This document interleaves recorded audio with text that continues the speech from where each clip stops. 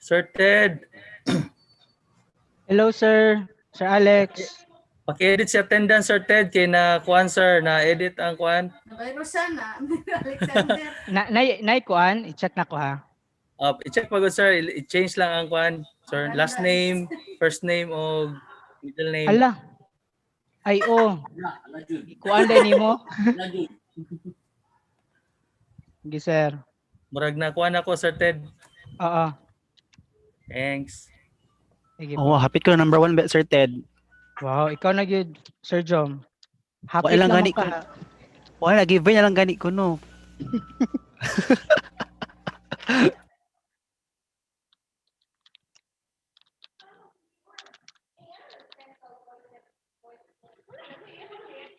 Okay na.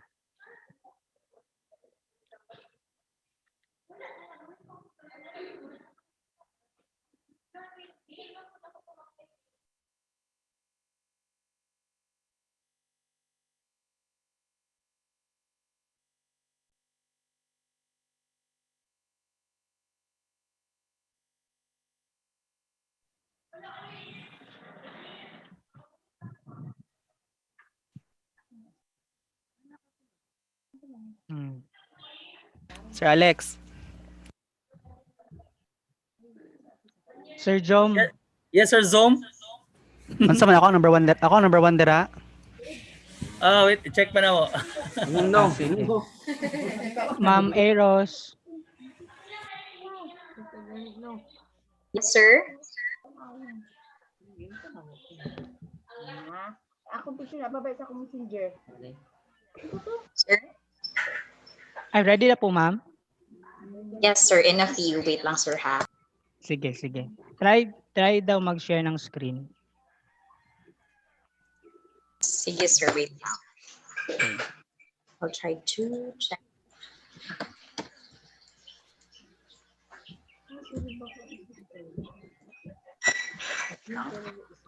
Good afternoon na si Ma'am Ma'am Fritzy. Ready na ang iyahang presentation, Sir Jom? Napa siya introduction, sir. Wala kasulod si Ma'am. Wala pa ata. Bawal mo tayo yung picture. Bawal lagi.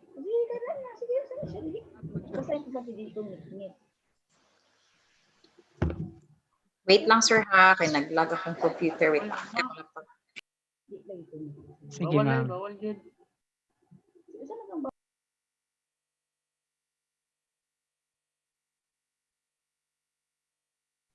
Okay, good afternoon, Ma'am Nida. Afternoon. Ay, ma'am, i-control sa nako ang pagsulod sa teachers and then mag-wait ta for 5 slots sa atong visitors po. Okay, Ted. Sige, ma'am.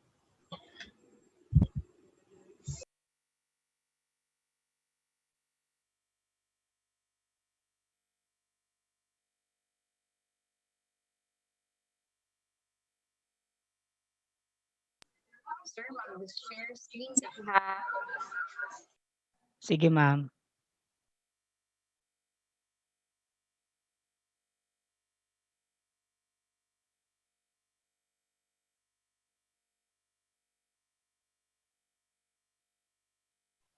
Paki-click ang ma'am, share sound.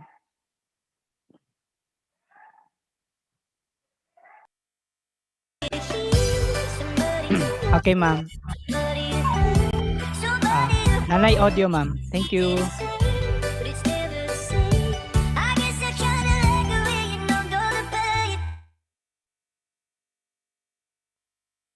Okay na to, sir?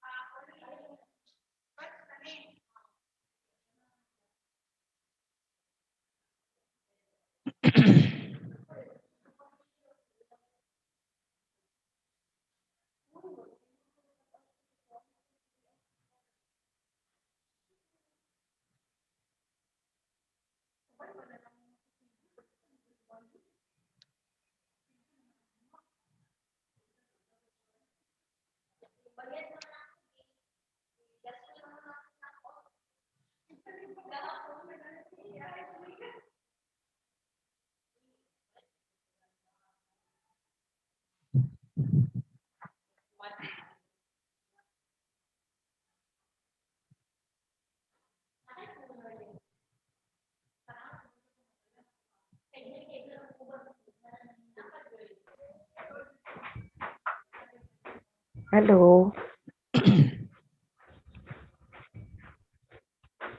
Hello, Ted.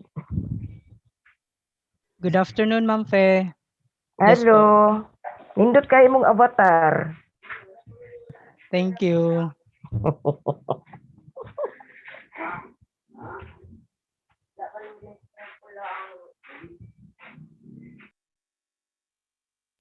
He serve as our attendance certificate, no?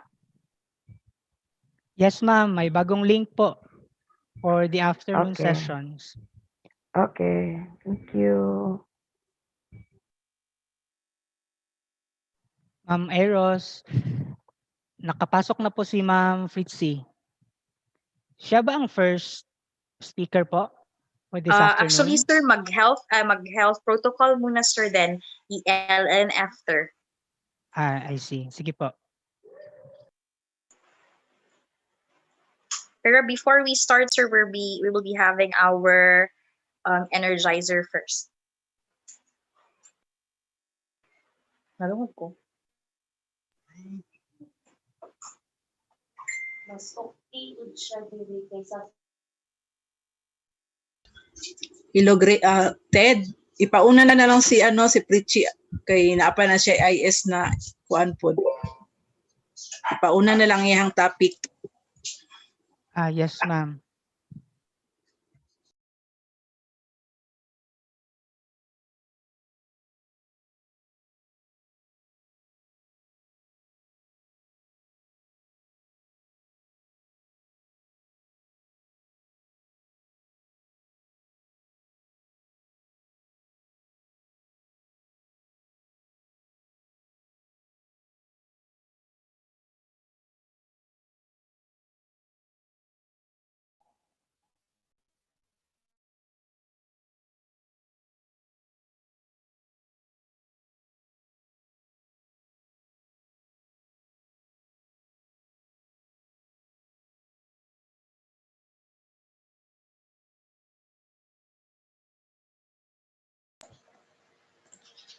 To our PSTS, Dr. Leonida A. Polentinos, principals, school heads, district staff, distinguished guests, good afternoon and welcome. We're now halfway down to our session for today. I would like to remind everyone to please make sure to access the attendance link provided to you for this afternoon. Please be reminded of our Zoom etiquette. To fuel up this afternoon, let's have an icebreaker. Sir John,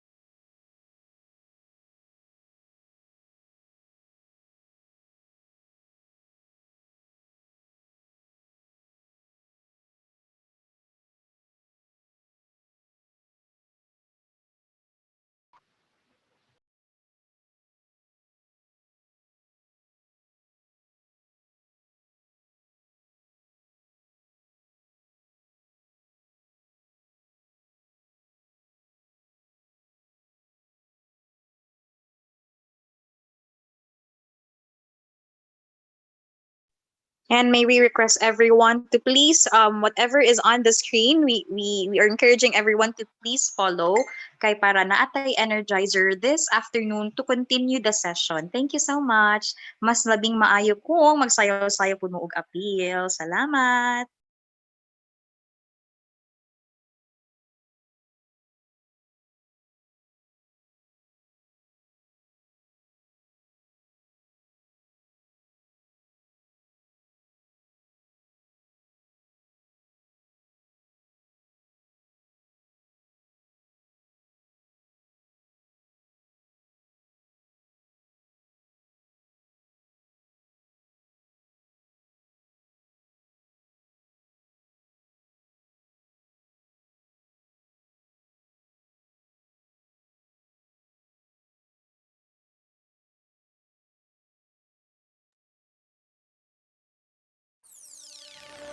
I'm going under in this time. I feel there's no one to save.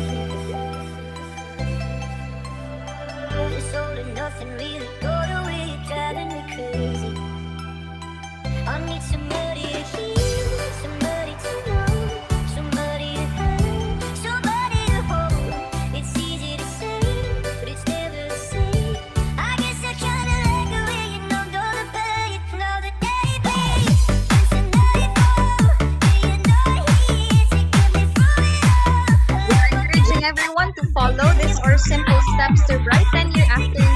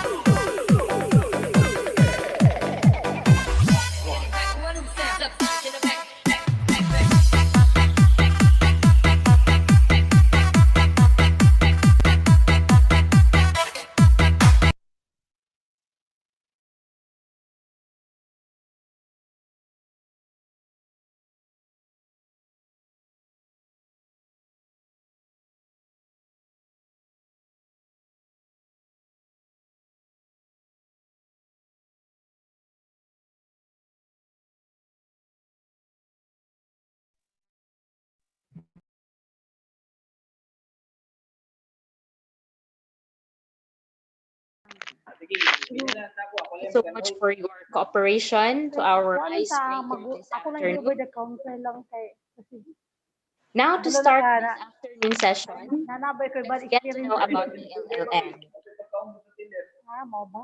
Here to us by the school head of Gasco and Centina Integrated School, Ma'am Fritchie G. Capulo, together with Elizabeth Loy of Gasco School, and Ma'am Jesusa G. Alvaria, Teacher 3 of Piedad Central Elementary School. Nakamute yata ka.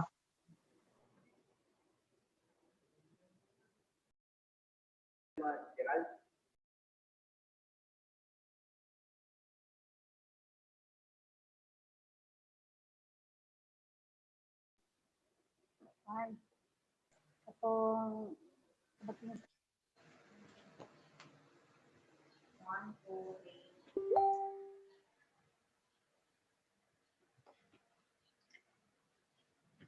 Okay, to start this afternoon session, let's get to know about ELLN, to be shared to us by the school head of Gasco and Centina Integrated School, Ma'am Fritchie G. Capulong, together with Elizabeth Ioy, Teacher 1 of Gasco Centina Integrated School, and Ma'am Jesusa G. Alcaria, Teacher 3 of Piedad Central Elementary School. Ma'am?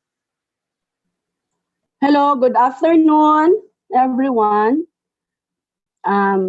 Good afternoon to our ever dearest District Supervisor of Piedad District, Ma'am Leonida A. Polentinos, my co-administrators of Piedad District. Now we will be hearing my task is about the ELLN, and we will be hearing the audio video that we made for you to really understand the process of the ELLN. And we have our seminar together with Ma'am Nida, Ma'am Beth Iyoy, and yours truly last year, October 2019 at Ritz Hotel. This is a 10-day seminar, but due to some circumstances, katuganing magsige naglinog gani, at it was actually we were given a package of the whole module in which Ma'am Alcaria, our LLN district coordinator, will be giving to the school district coordinators in each school so that you can use that during your LAC sessions. And digital ELN is really a great avenue or a nice avenue that we are going to render our service and commitment to our learners for them to understand what they have read, reading with comprehension. It is coordinated and associated and a joint effort with the reading coordinator, since we will be handling especially the interventions for our poor reader learners from kinder to grade 3, teachers and kinder to grade 3 learners. So we'll be catering the kinder to grade 3 learners, but these approaches will be used by you in the higher grade levels, the interventions of the use of the videos and different storybooks that we could utilize or the teachers could utilize in giving the interventions. So I am not going to prolong to make my introduction long, because it's all in the slides that you will be hearing later. And then Ma'am Beth will also discuss to you. Ma'am Elizabeth Ayoy, my colleagues in Gasco and Santina Integrated School, will be discussing to you or will also give you the process or the steps on how are we going to submit digitally our report in every module that we are going to discuss. In every module, it has ELLN have 5 lessons. So I have 5 modules, and each module has different lessons. That is why we are going to have our learning actions cells and school, and with of course with the support of the school head and LAC facilitators. So I hope you will enjoy listening and viewing some of the important gist of the ELLN package on the courseware, because it's too long. So Ma'am Alcaria, as I learned that there is a group chat for all the school coordinators in Piedad District, because you will be given the whole package, so that you will also have a self-study, because we are going to study also, because that is why we are going to have our LAC. We will do some assignments, some activities. So as the viewing and the video viewing and the listening of the videos progress, you will get to understand a little by little. And then, of course, in going back to our respective stations, or the coordinators as well as the teachers concerned is going to have a self-study. So with that, I hope you will enjoy listening and viewing the ELLN digital video. Thank you once again, and good afternoon. Sir Ted, can we now play the slides, or Sir Jom? Thank you. Good day to everyone. This is Francis G. Capulong of Gasco and Santina Integrated School. My task is about the Early Language, Literacy, and Numeracy Program, or the ELLN Digital. ELLN consists of 5 modules. Module 1 has 3 lessons. Module 2 has 3 lessons. Module 3 has 4 lessons. Module 4 has 2 lessons. And Module 5 has 3 lessons. Module 1, Lesson 1, is about the K-3 learner in the context of K-12. Who are we teaching? Lesson 2 is about the domains of literacy. What do we teach? Lesson 3 is early literacy instruction. How do we teach? Module 3 is about language learning. For the lesson 2, it's teaching phonics. Lesson 3 is about teaching writing. And the lesson 4 is making curriculum connections. Module 4, Lesson 1, assessing reading performance using classroom-based assessment tools. Lesson 2 is planning of specialized literacy instruction. Module 5, Lesson 1, how K-3 children learn math. Lesson 2 is teaching K-3 math. And Lesson 3 is assessing and addressing children's needs in math. Here are the school head's guide for us to be used. What is ELLN Digital? ELLN Digital is blended course on early language, literacy, and numeracy instruction for kindergarten to grade 3 teachers. It is a teacher performance development or TPD initiative in support of the Department of Education's Early Language, Literacy and Numeracy or ELLN program under the Every Child a Reader program or ECARP. After completing the course, the K-3 teachers expected to be able to explain the principles of early language, literacy and numeracy development and instruction. Discuss the components of balanced literacy instruction and numeracy instruction. Plan and implement balanced literacy instruction and numeracy instruction for K-3 learners. Achieving these course objectives should enable your teachers to develop reading and writing skills, critical thinking, and problem-solving skills in K-3 learners. The course has two main components. One is self-study of an interactive multimedia courseware. 2. Collaborative learning in school-based learning action cells. Achieving these course objectives should enable the K-3 teachers to develop reading and writing skills, critical thinking, and problem-solving skills in K-12 learners. What is collaborative learning in LACS? While the lessons in the courseware are intended for independent study, the teacher participants are given an opportunity to engage in collaborative learning through school-based LACS sessions. In each of the participating schools, the K-3 teachers who are part of the ELLN digital program will form one or more LACS. LAC should have only minimum of 15 teachers, including the LAC facilitator. Each LAC is supported by a LAC facilitator.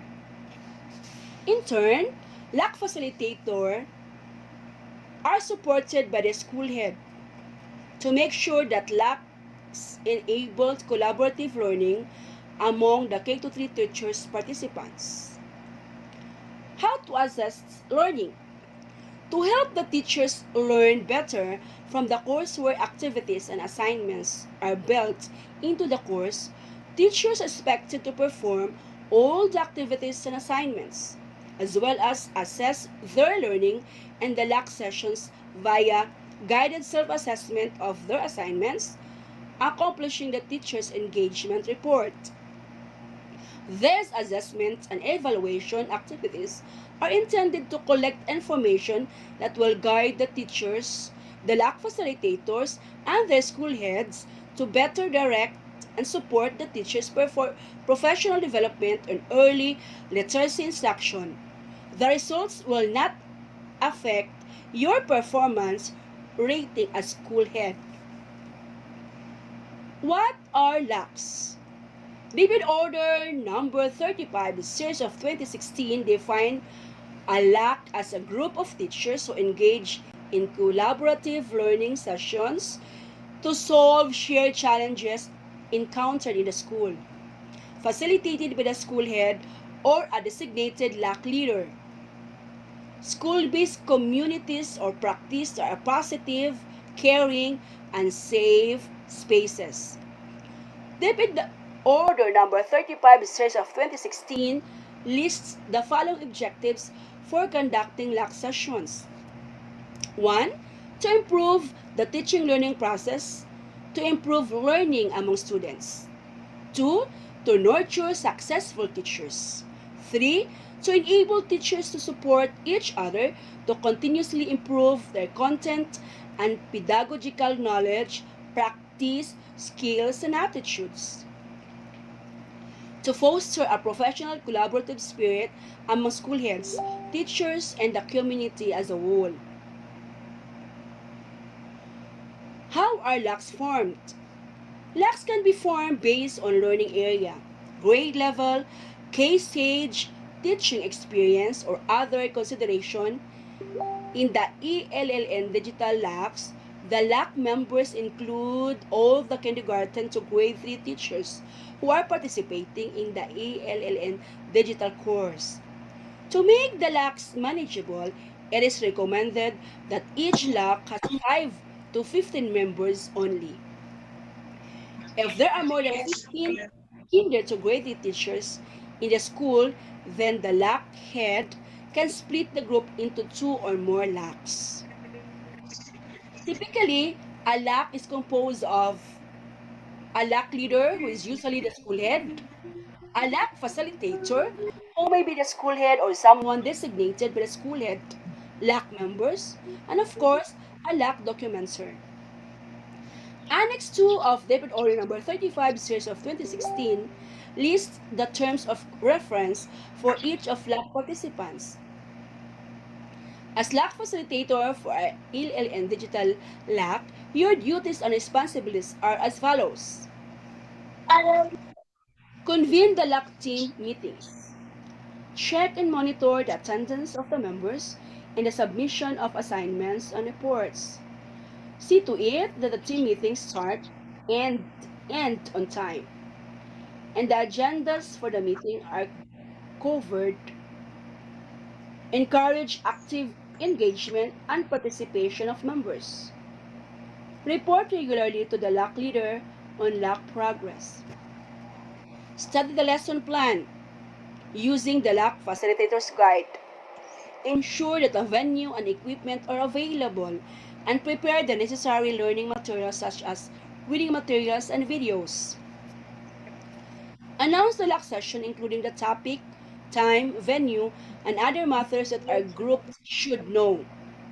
Run and facilitate the session based on the plan and ensure that agreed norms of behavior are observed and that the objectives of the sessions are achieved. What happened during a LAC session?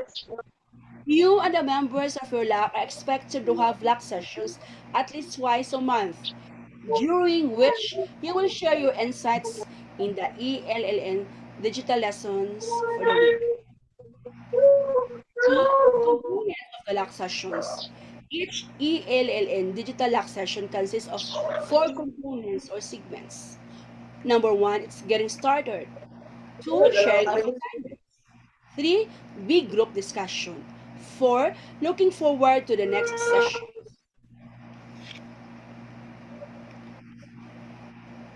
Table 1 components of the LAC session. It composed of component, time allotment, and what happens. For the getting started, it must have only 5 minutes duration. The LAC facilitator will lead a quick review of the topic, discuss and action steps agreed upon in the previous LAC session. The LAC facilitator will introduce the topic for the current LAC session. And another component is the sharing and discussion of assignments for a small group for 25 to 30 minutes only. In pairs of triads, the LAC members will share the assignment outputs.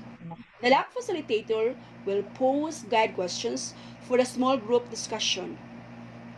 Each pair of the triad will select one assignment to share during the big group, the plenary discussion. Note if the LAC group is small, example, with 5 members or less, you can proceed immediately to the big group or plenary discussion where all LAC members can share their assignments outputs.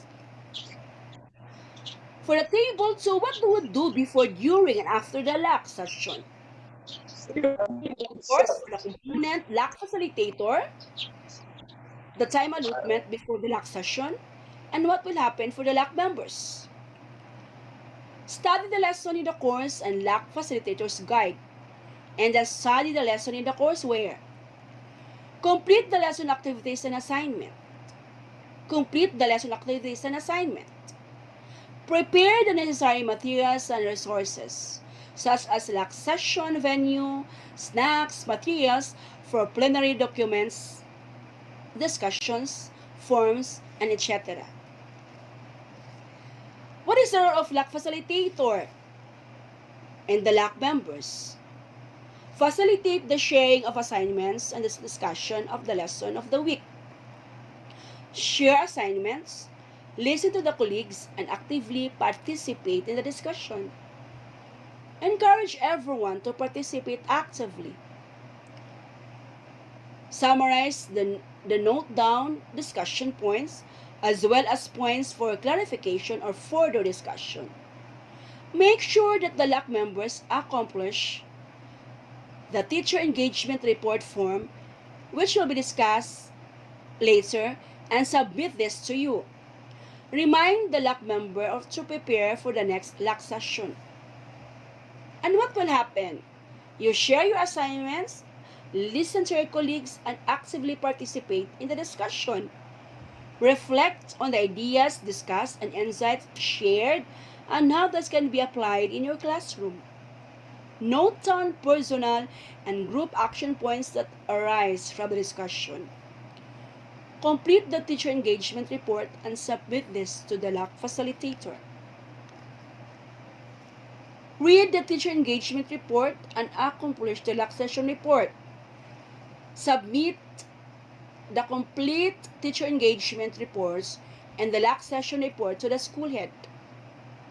And what will happen? On what happened? Implement personal and group action plans and be ready to share insights gained in the next LAC session. For the getting started 5 minutes allotment, the LAC facilitator will lead a quick review of the topic discussed and action steps agreed upon in the previous LAC session. The LAC facilitator will introduce the topic of the current LAC session. For sharing and discussion of assignments in small groups for 15 to 30 minutes, in pair of trials, the LAC members will share the assignment outputs. The LAC facilitator will pose guide questions for the small group discussion. Each pair of triad will select one assignment to share during the big group plenary discussion. Example 5 members or less, you can proceed immediately to the big group or plenary discussion with all LAC members can share their assignment outputs. And for the big group plenary discussion, the time allotment is 45 to 50 minutes. Small group representatives will take turns to briefly present the selected assignments based on the guide questions. If there are more than 3 small groups, the LAC facilitators can select 2 to 3 groups to share their selected assignment. The LAC facilitator should make sure that the rest of the groups get a chance to share or present in their later sessions. After the presentation of selected assignments, the LAC facilitator will invite LAC members to share their insights on the lessons and sharing of assignments, including insights on how to apply the knowledge gained in their classroom.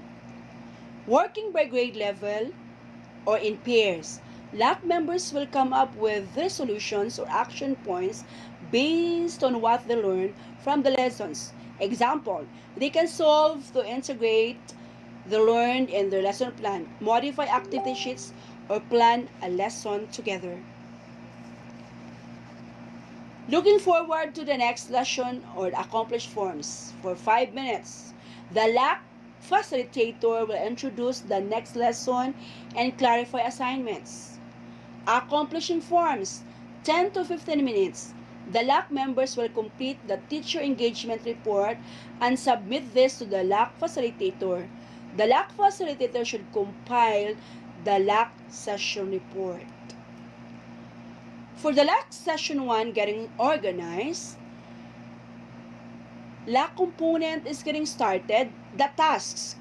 Welcome everyone to the session and introduce yourselves to each other. Briefly introduce the EAL and digital programs, its objective, the features, and the courage package. This information can be found in the course guide. Sharing and discussion in small group. Ask the teachers to form pairs of triads and answer the following question together. What comes do we expect from our EL and digital LAC sessions? What do you think are the key characteristics of strong and effective LAC sessions? What forms of support will teachers need in order to participate effectively in LACs? Ask each pair of triads to prepare a consolidated output. Example, their group answers to the question to share with a big group. For the big group plenary discussions, have the small group representatives present their consolidated outputs. After listening to the small group presentation, pose following questions for discussions. What was the value added by discussing the questions with others? What might be the value of regularly working with a group of teachers to improve the instructional practices? Synthesize the key points highlighted during the discussion. Discuss and agree the following about the conduct of ELLN digital LAC session. Time and venue, what days and where do we meet for LACs? Participation, will there be attended policy? What will we do if member constantly misses meetings? For the groupings, since the group will be divided into smaller groups during sharing sessions, will the small groups be permanent? The same for every LAC session. Sharing, how will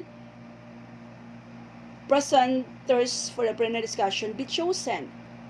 Listening, how will we listen to our peers to ensure that we learn from each other? Feedback, how will the LAC facilitator and peers provide feedback on the assignments of sharing sessions? Discussions, how do we keep communication lines open? How do we ensure openness and critical feedback among LAC members? Submission of assignments and other forms. When should assignments be completed? Emphasize that the assignments must be done prior to the LAC session, as the LAC sessions are for discussing what has been learned from the lessons and from doing the assignments, and we may also mention that assignments outputs will be presented and shared at the LAC session. Materials and resources. What will LAC members bring to each session? Who will be in charge of preparing snacks and refreshments? What about other materials needed by the LAC members? Example, paper, pen, materials for creating instructional materials during the sessions. Have the LAC group work together to create poster where the agreements are listed? The poster can be displayed in the LAC session venue for easy reference. Looking forward to the next session. Remind the teachers to study lesson 1 of module 1 and do the lesson assignments before the next LAC session. How are we going to complete the forms? Complete your LAC session report and submit the completed report and a copy of your LAC session norms to your school head. How will we gather feedback on the LAC sessions? Continuous monitoring will be done by collecting feedback on each sessions from the LAC members. The teacher engagement report will be collected from each LAC members, and LAC sessions will be collected from the LAC facilitator to find out whether the LAC sessions are conducted regularly. And there is an open sharing of ideas, experience, and reflections on the lesson during the LAC sessions. Successes and challenges in the conduct of the LAC sessions should be reported in the LAC session reports. LAC facilitators are required to submit LAC session reports to the school head after each session is completed. The school heads will use the feedback gathered from these reports to identify issues and concerns encountered in the conduct of LAC session so that they can provide support and assistance as needed. School heads are also instructed to synthesize LAC sessions reports using the ALLN digital school report template. They will in turn submit the school report to the assigned division-based education supervisors. The activities, assignments, and assignments self-assessments are in order for the LAC members to better understand the course content and provide opportunities to apply and show that they have been learning from the course. This has also determined an impact of the course of the teacher's knowledge and skills in early literacy and numeracy instruction as well as their independent and collaborative learning skills. Facilitating ELL digital LAC sessions. The courseware is designed to be self-instructional. The LAC members will study the courseware and undertake the indicated activities and assignments on their own. However, learning is optimized when the teachers come together during the LAC sessions to talk about what they have learned and done. The role of the LAC facilitator in guiding the LAC members as they share and reflect on what they have learned is crucial. The LAC facilitator directs and guides the discussion to ensure that each LAC session is productive and effective. The general principles of facilitating teachers' professional learning. Note that this section is adapted from the Community Toolbox, is a service of the Center for Community. What is facilitation has three basic principles. Facilitation has three basic principles. Number 2, a facilitator is a guide to help people move through a process together and not to seat of wisdom and knowledge. This means that facilitator is not there to give opinions but to draw out the opinion and ideas of the group members. Facilitation focuses on how people participate in the process of learning or planning, not just on what gets achieved. A facilitator is neutral and never takes sides. The LAC facilitator should not feel that he or she has all the answers and or that he or she should talk all the time. Focus on how the meeting is structured and run to make sure that everyone can participate. This requires you to do the following. Listen well and ask the right questions to draw out relevant ideas and insights. Make sure everyone feels comfortable participating. Encourage the shy and quiet members to speak out and ensure that domineering people don't monopolize the session to ridicule the ideas of others. Remind everyone to listen respectfully to each other. Validate understanding and capture the highlights of the discussion. Bring closure to each item by summarizing the points of agreement and then move forward. Stick to the agenda and keep track of the time, but be flexible as well, especially when important issues come up and take much more time than you thought. Be prepared to restructure the agenda, dropping some items if necessary. Make members feel good about their contribution to the meeting and ensure that the group feels that ideas and discussions are theirs and not just the leaders. Support everyone's ideas and do not criticize anyone for what he or she has said. Here are Here's some tips of facilitating LAC sessions. Don't memorize a script. Even with a well-prepared agenda and key points, you need to be flexible and natural. If people sense that you are reading memorized lines, they will feel that they are being talked down to and won't respond freely. Watch your group's body language. Are people shifting in their seats?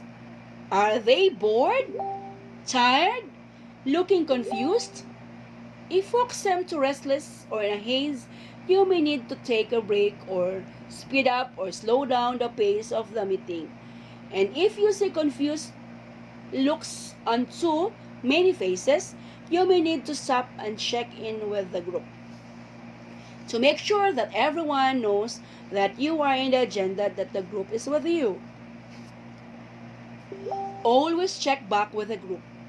Check back after each major part of the process to see if there are questions and that everyone understands and agrees with discussions that were made. Summarize and pause. When you finish a point or a part of the process, sum up with what was done and decided, and pause for questions and comments before moving on.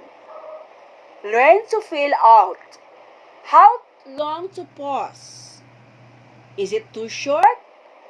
People don't really, and people don't really have the time to ask questions too long. And folks would start to get uncomfortable from silence. My colleagues, Ma'am Elizabeth and Iyoy and Ma'am Suzette Alcaria will be discussing the process and the steps digitally because you will be complying the forms to be submitted to the division office and what are the steps that you are going to do after administering or conducting the LAC session. Thank you and good day.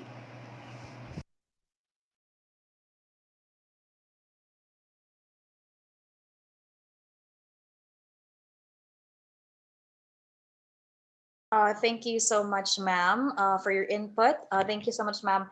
Fritzy G. Capulong, School Head of Gasco and Centina Integrated School. Ma'am, thank you so much for your valuable time. I know you were busy, but thank you for giving this an opportunity for us to learn more about ELLN. Now, at this juncture, we are pleased to have you on screen, PSDS Narmela Espedido, our Division Reading Supervisor.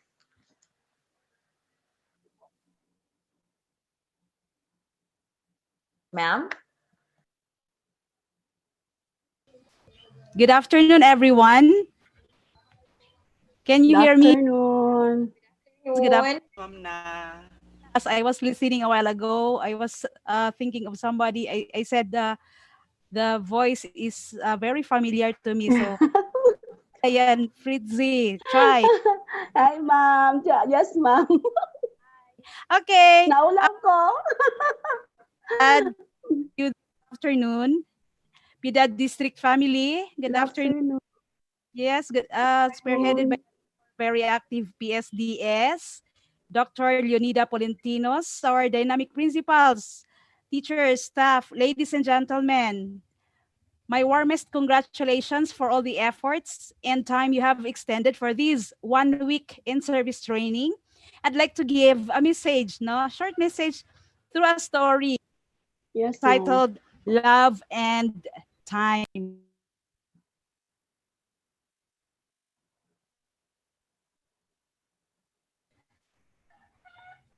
I'll be sharing my screen with you, and I hope through this.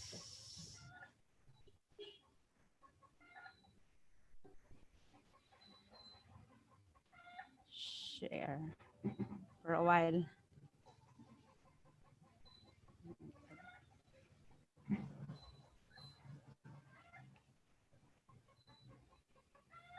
Can you still see me? Are you? Yes. Yes, ma'am. My slides don't work yet. Okay, from beginning, then share for a while. So can you see the slides now? Not yet No, po, ma'am. ma'am. Chat. We saw your beautiful face, not the slides. God, for a while.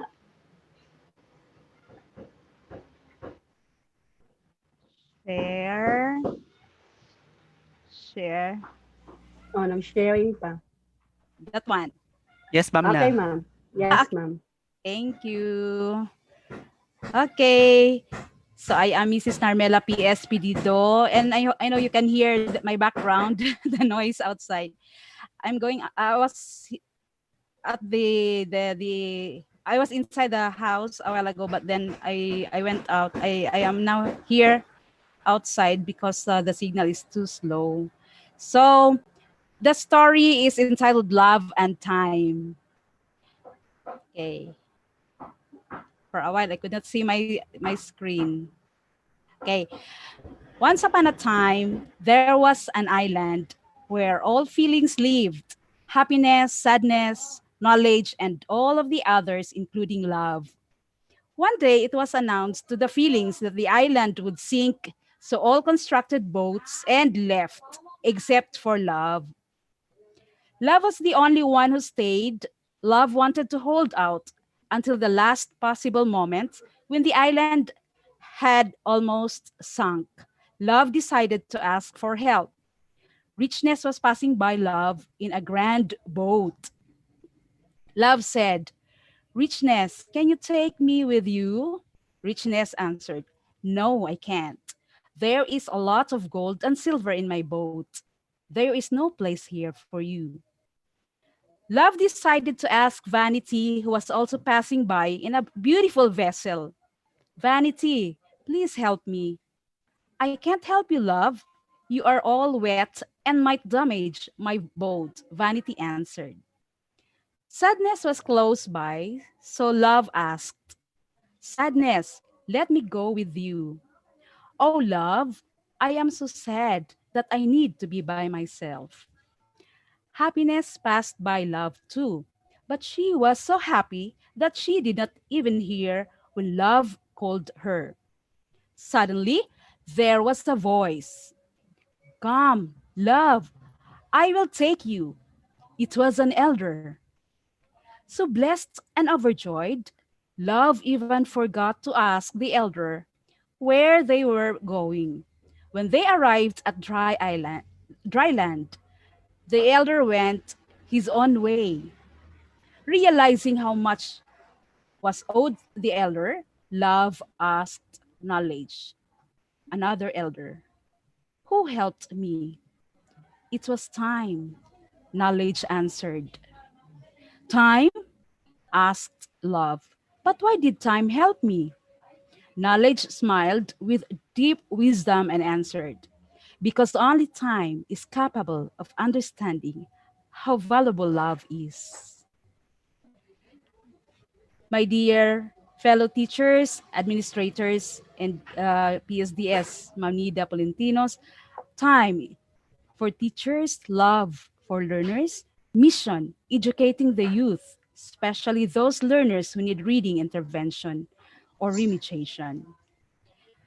Department of Education, Region 11, Davao City Division, we all support Bawat Bata Bumabasa. With DepEd's mandates, we are having this goal to produce productive and responsible citizens equipped with essential competencies and skills for lifelong learning. Another one is make every learner a proficient reader and help learners develop their reading skills. Guided with these mandates, Davao City Division through the CID, and of course with the leadership of our SDS, Dr. Rinaldo M. Guillena, CESA 5, and the two SDSS, Ma'am Jinky Fermand and Ma'am Marilyn Didoyo. Our CID has intensified the implementation of the reading program. Why reading is important? Because it is a fundamental. It is fundamental to functioning in today's society. It is a vital skill in finding a good job, right? Reading is important because it develops the mind. and it is how we discover new things. It develops the imagination. It develops the creative side of people. Reading is fundamental in developing a good self image. Good reading skills, especially in a phonics reading program, improves spelling. Finally, why is reading important? Reading is important because words, spoken and written, are the building blocks of life. You are, right now, the result of words that you have heard or read and believed about yourself. What you become in the future will depend on the words you believe about yourself now. People, families, relationships, and even nations are built from words. Think about it. Every child is a reader. Make every learner an avid reader. Every teacher is a reading teacher. Let us all develop the culture of reading. This time, may I ask everyone to recite our commitment together with me? Okay? Tinat Reciting Tinatanggap. our commitment. Okay. 1, 2, 3. Tinatanggap ko na tutulong ako sa pagpapahusay ng kalidad ng edukasyon sa pamamagitan ng pagtiyak na bawat bata ay bumabasa ngayon Ayon sa kaniyang antas. Okay, let us go structures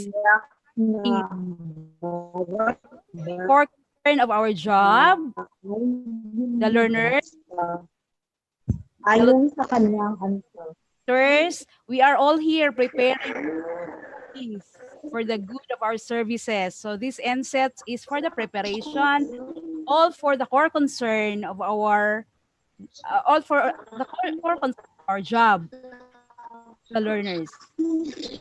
Okay, so thank you very much, and God bless everyone. God bless. Thank you. Thank you. Thank you, Ma'am Nana. Thank you for inviting me here. Thank you so much for giving us another valuable kind of learning, PSDS Narmela Espedido. Yes. Thank you po. We encourage our Great na dear to. teachers to open your camera for a quick picture documentation.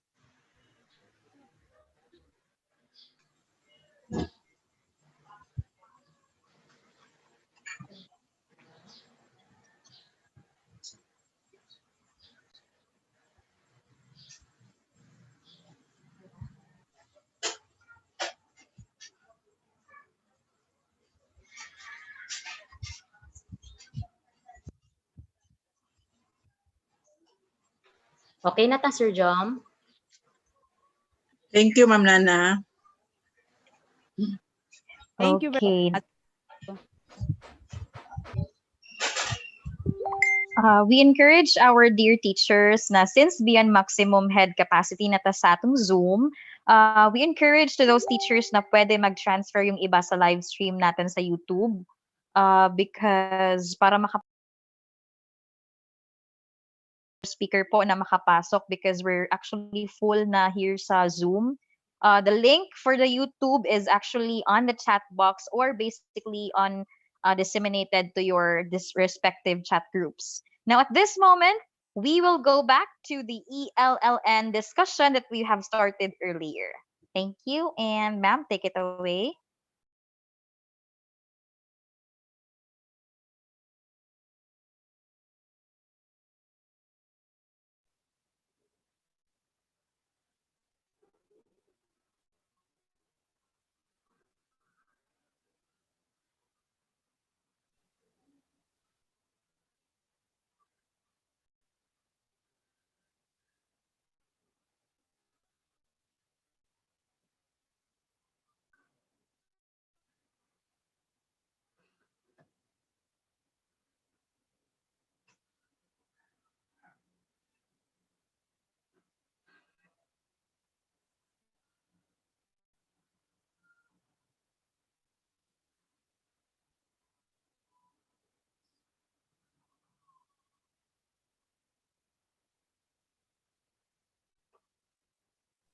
And now we have on screen Miss Ma'am Suzette Gan Alcaria, ELLN District Coordinator. Ipabalik ko na po. Balik akong basahan. Good afternoon. Good afternoon, ma'am. Hey, good afternoon. So we are partially through with the video regarding the orientation on digital ELLN. So I will share to you what we are going to do next. So we are going to have our school lock session on digital ELLN because Ma'am Normela Espedido, our ELLNFs, sent a video memo, a division memo rather, number 000-1330 series of 2020. The subject is intensify the implementation of the digital early language literacy and numeracy or the ELLN. So since almost of the schools of Piedad District had already done with the 10-day ELLN lock sessions with 31 sessions, so we are going to continue have this school lock on digital ELLN with strict observance of the health protocols and guidelines of the IATF and local government. So I've already sent updated list of ELLN K players or the school ELLN cohort to Ma'am Espedido. If ever there are changes, please inform me so that my report will be corrected. So how are we going to intensify our lock session? First, we will make an action plan and matrix following the sessions. We will ask from Ma'am Fritchie Capulong, Principal of Gasco and Centina Integrated School, and her teacher, Elizabeth Iyoy, of same of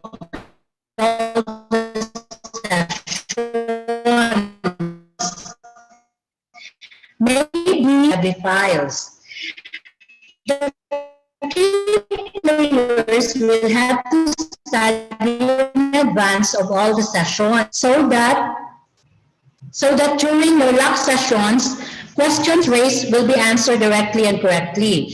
And for those newly hired teachers, please, K players, you can have a discussion on the previous ELLN with them through virtual presentation or give them a copy of those videos of the sessions so that they can watch it and have a knowledge of what and why there is an ELLN. And for those newly appointed as K player or school cohort, if you have some questions regarding ELLN, feel free to ask me or GC.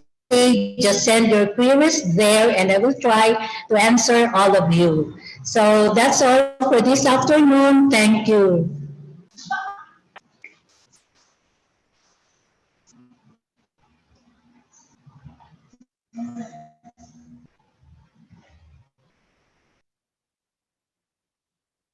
Thank you so much, Ma'am Jesusa G. Alcaria, Teacher 3 ng Piedad Central Elementary School.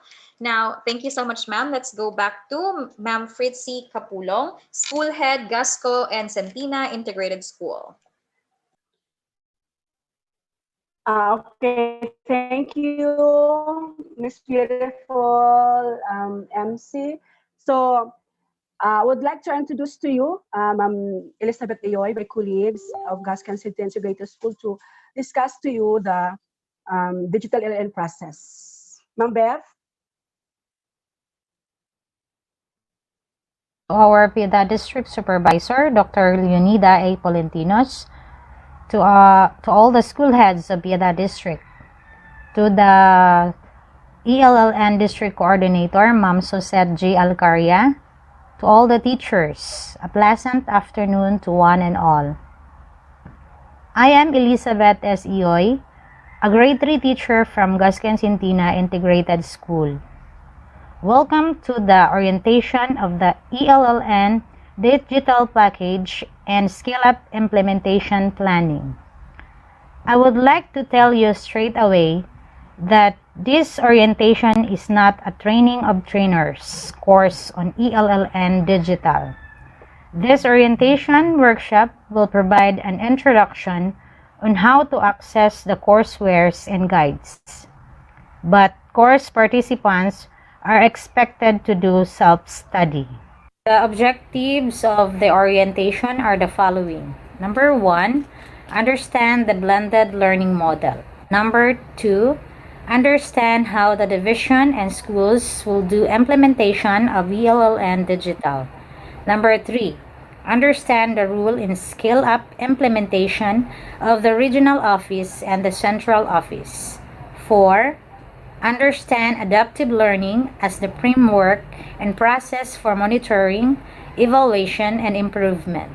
5, understand the process of PRC accreditation of CPD course, ELL and digital in particular.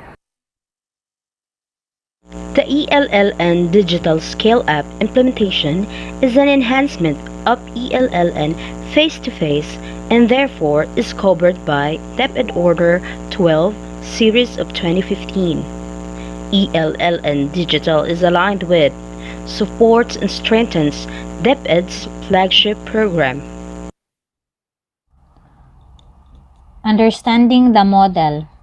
In line with one of the President's 10-point basic education agenda, which states that every child should be a reader by grade 1. The Department of Education, DepEd, is strengthening its reading program through the implementation of the Early Language Literacy and Numeracy program. The program will develop in Filipino children literacy and numeracy skills and attitudes which will contribute to lifelong learning. More specifically, it aims to improve reading and numeracy skills of kinder to grade 3 pupils, following K-12 basic education curriculum, and to establish a sustainable and cost-effective professional development system for teachers. This is the face-to-face cascade model.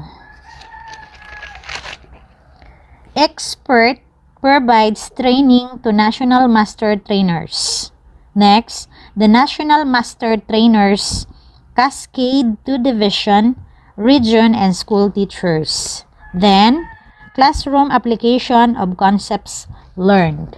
While in the blended learning mode, ELLN digital, first, it was guided by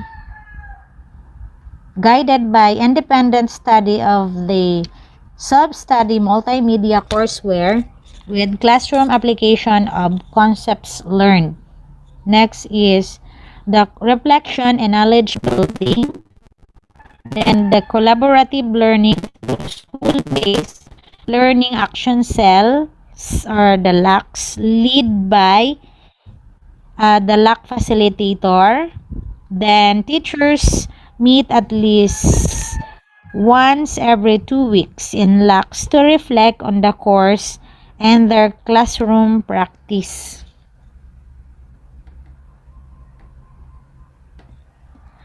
The advantage of the blended learning model versus the traditional face-to-face training model: the individual teachers can study the lessons at their own pace, at their own time. Next, teachers are given the chance to study, apply the lessons, and reflect on their experiences. The course is practice-based. Assignments are given for teachers to apply what they learned in the classroom. Input and learning is spread out over a couple of months versus over a couple of days. The collaborative learning sessions would strengthen teachers' bond or collegial relationships. They will be able to learn from and with each other. This is the ELLN Digital Scale-Up Implementation Cycle. Batch A, school year 2019-2020, November to February, modules 1 to 2, 6 lessons for literacy. For batch A, school year 2020-2021, July to February, modules 3 to 4, 6 lessons literacy, while for batch B, school year 2020-2021, July to February, modules 1 to 2 lessons, 6 lessons literacy. For school year 2021 to 2022, July to February, for batch A, module 5, 3 lessons numeracy. For batch B, modules 3 to 4, 6 lessons literacy. School year 2022-2023, July to February, batch B, module 5, 3 lessons numeracy. Batch C, modules 3 to 4, 6 lessons literacy. School year 2023-2024, July to February, batch C, module 5, 3 lessons numeracy.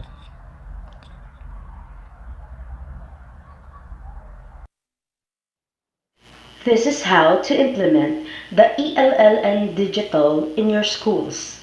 Adaptive learning and PDSA cycles, monitoring, evaluation, and improvement. Let us all watch the video tutorial.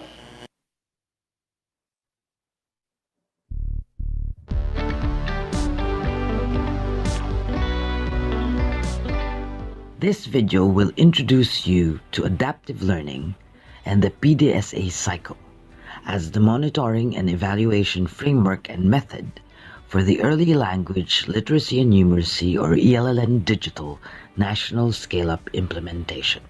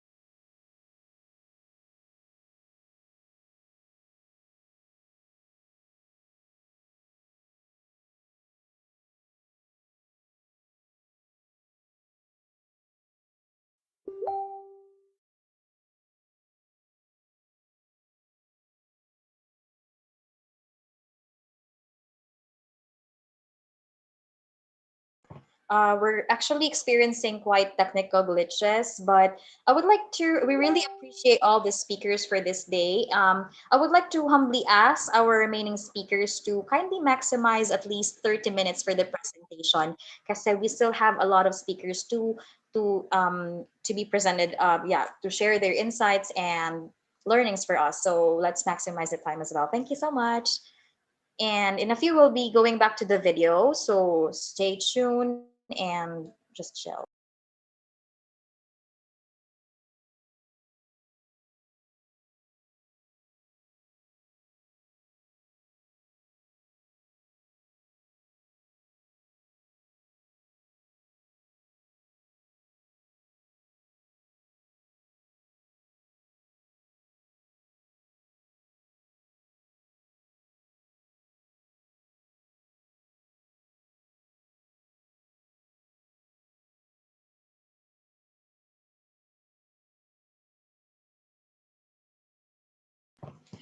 Okay, since we're having a technical glitch right now, so let's proceed first to our next speaker.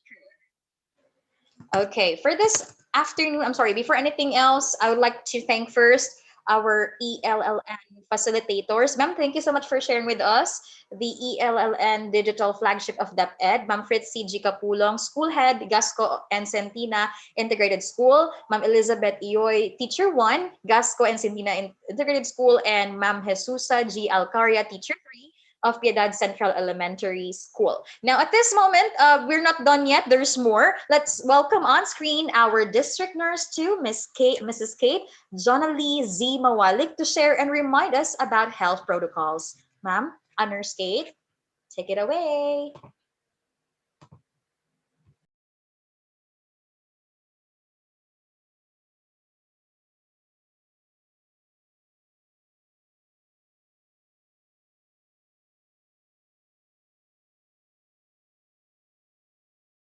Yes, nurse.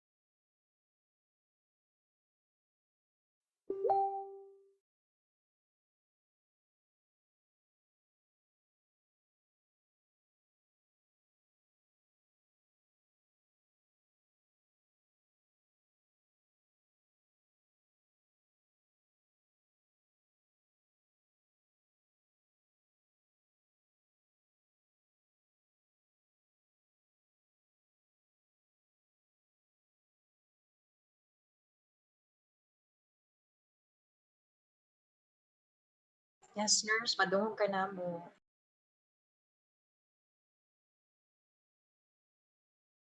Yes po.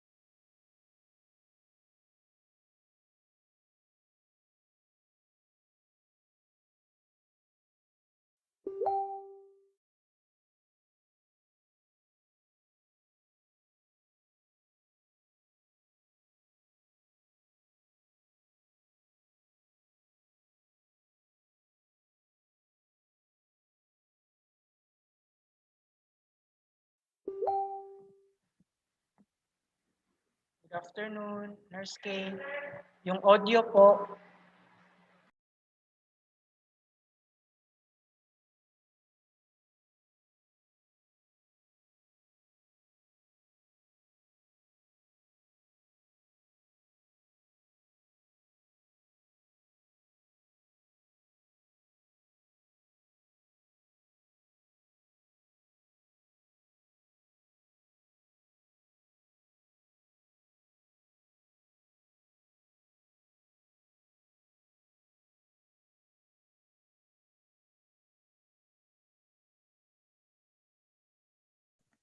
We can hear you, Nurse Kate. Ah, well explained, my dear. We are having our take note here with your may audio na po, Nurse Kate.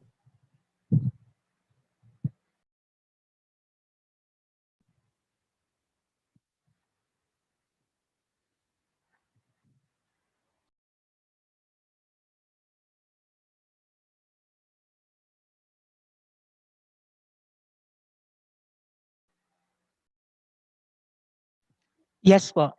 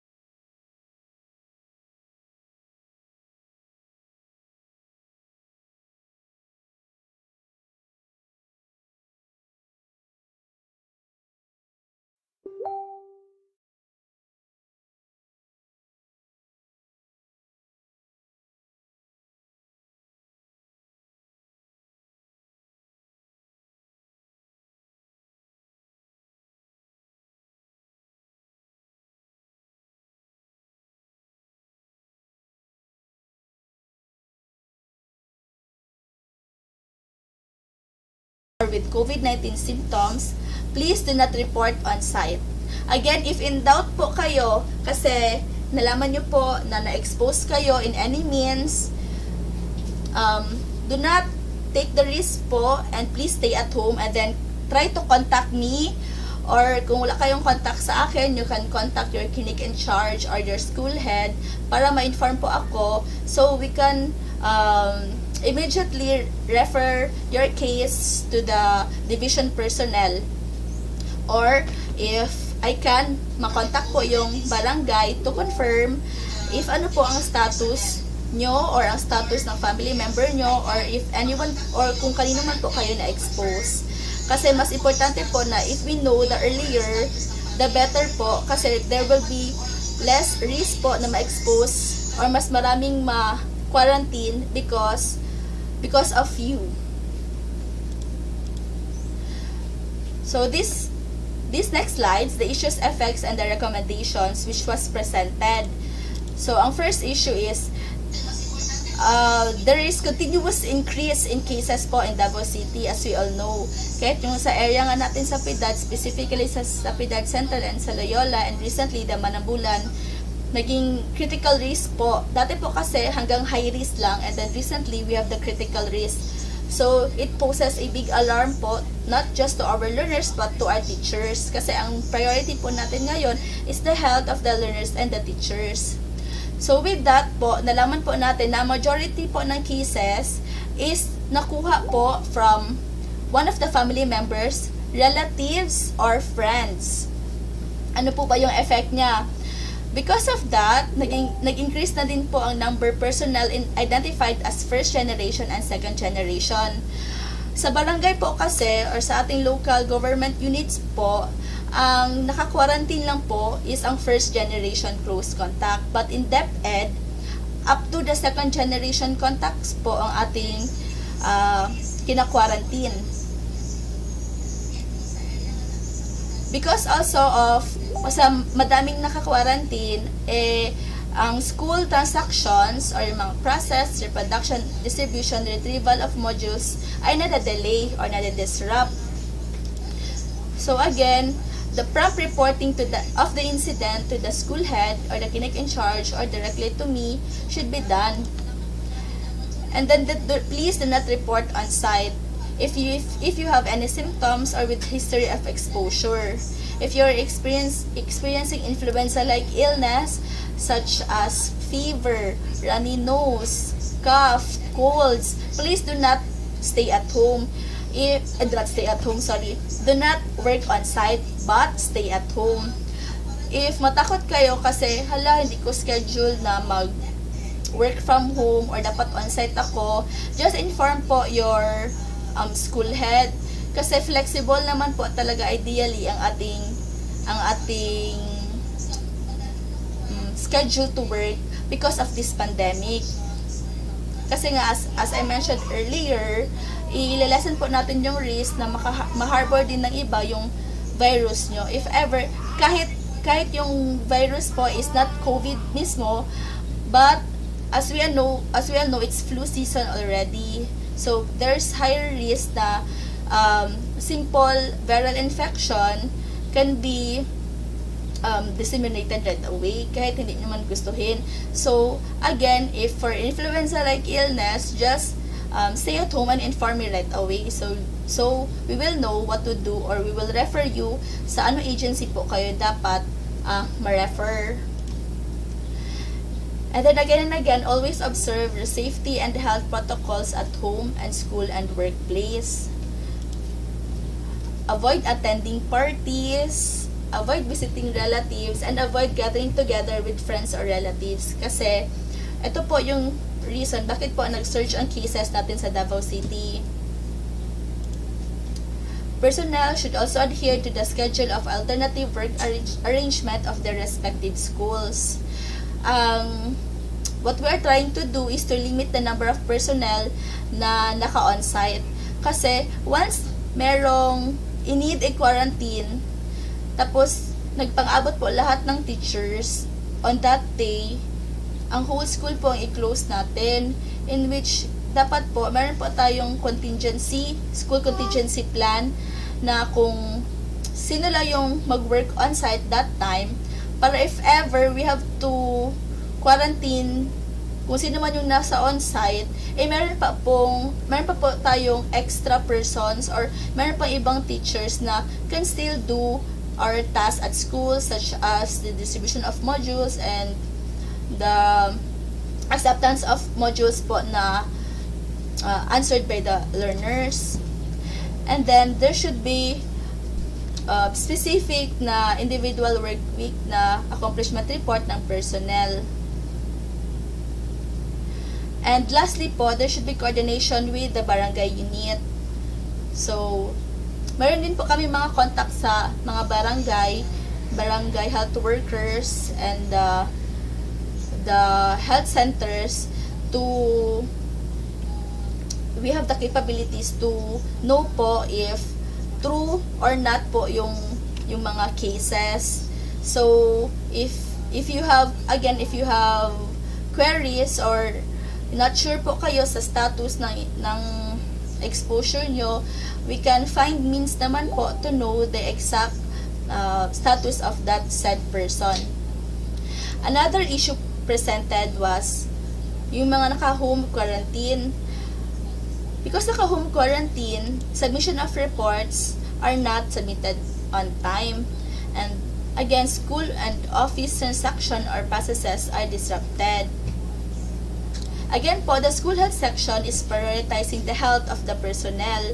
So all we have to do is to comply to the guidelines and protocols for the safety of everyone. Nagiging relax na po kasi ang ating mga teachers.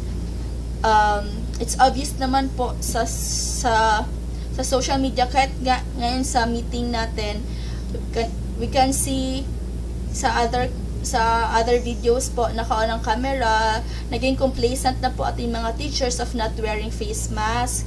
Okay lang po kung if you are alone or if you are at home, pero if you are on site and may mga kasama po kayo, yung iba posted pa po talaga sa social media discussing with other teachers, not wearing face mask, not wearing face shield, and then yung iba is we have videos pa, we are currently experiencing po kasi ngayon we have 9 po na second generation close contact and isang first generation close contact. Naging 9 po yung ating second generation close contact kasi magkasama sila sa room without face mask. So, mapungkol ang school if gamay ang school. May nalanda ko ang school, so dili sila pungkol.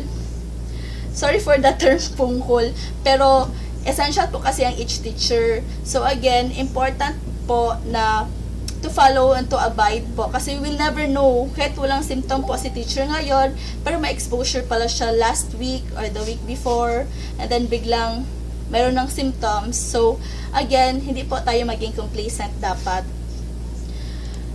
And then, school contingency plan po talaga na hindi po magpang-abot ang ating mga teachers kasi in case is madami po talaga ang ating i-quarantine. And ensure the accomplishment of each teacher. So, si principal or si school head po ang signatory nito. So, siya po ang may alam what are the tasks that should be done if you are on home quarantine. Kasi hindi naman po ibig sabihin na naka-home quarantine kayo is wala na po kayong gawin, especially for the first generation and second generation. Not unless po if COVID cases, iba na po talaga yun siya na usapin. If you are confirmed a COVID positive patient, hindi naman po required na meron po kayong accomplishment kasi you are in a quarantine facility.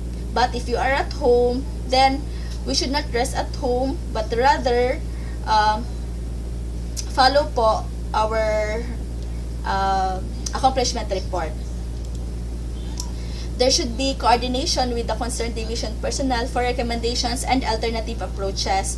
So for example, is merong positive case nakapasok sa school, nakakuha ng modules, nakahalubilo ng teachers, kino-coordinate po natin yan sa division office and sila po ang nagre-recommend na close ang school for the disinfection muna for 2 days, close ang close ang school kasi mag-contact tracing. Lahat po yan galing po sa division office na mga protocol. Another issue is for those who avail the work from home, yung mga vulnerable po natin na mga cases, many teachers po are taking advantage of the work from home arrangement. So, naging big issue na po yan siya kasi marami po nakarating na naka-work from home pero hindi makontak si teacher in any means, sa chat, sa text, sa FB, sa lahat na, kahit sa telephone.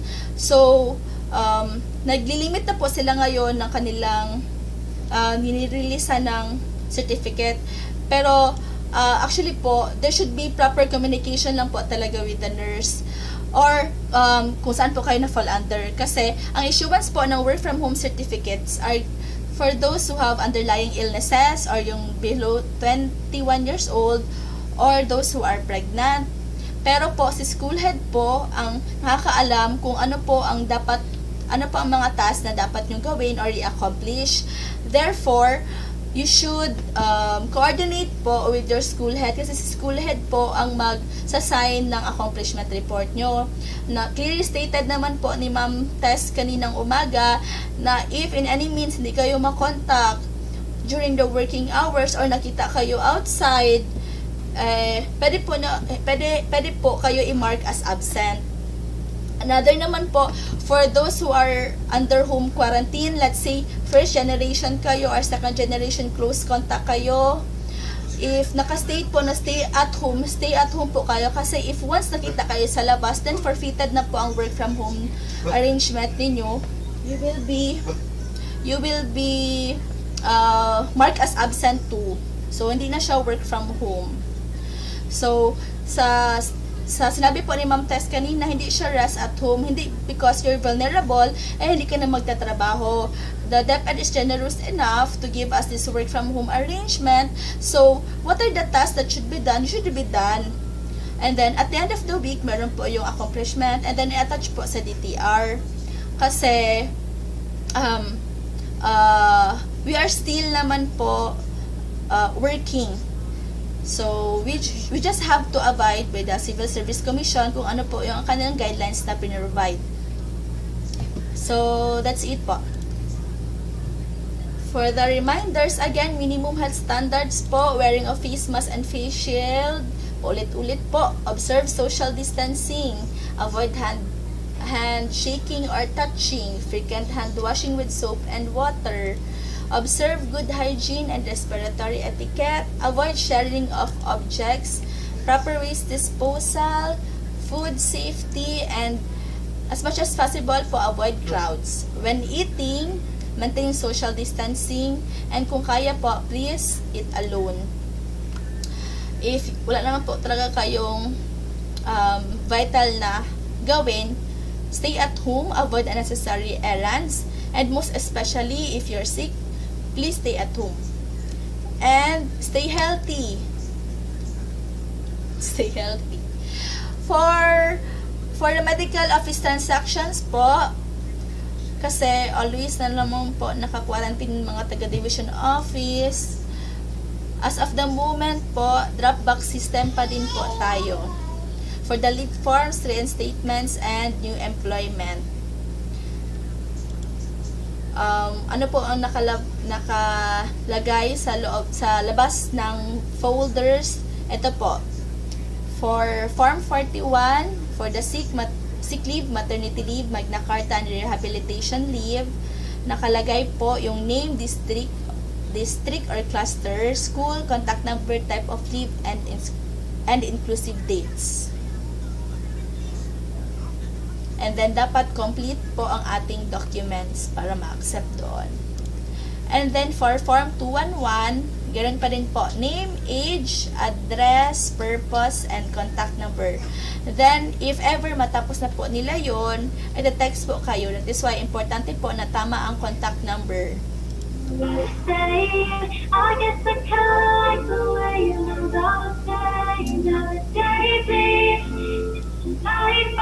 For the reinstatement, Name, age, address, purpose, and contact number. So if you have questions on this part po, you can always send me a private message or chat or text me po.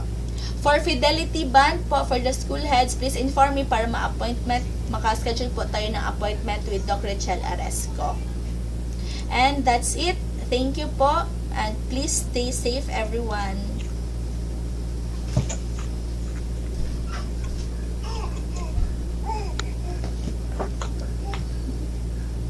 Thank you so much for sharing us about health protocol, Ma'am Kate Junalizi Mawalik, our district nurse. To give us an inspirational message, we are honored to have you on screen, our very own Division Senior Education Program Specialist in Adapt a School Program, Child Protection Policy, Violence Against Women and Children, GAD focal point person, and just this morning, she was awarded as the first place Eagle Awardee of DepEd Region 11. SEPS Ma'am Jonas P. Piore.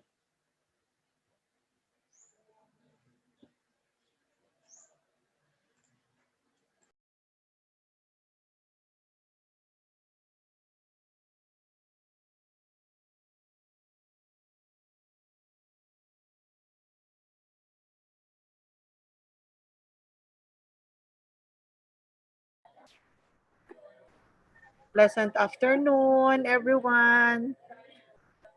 Good that you heard me.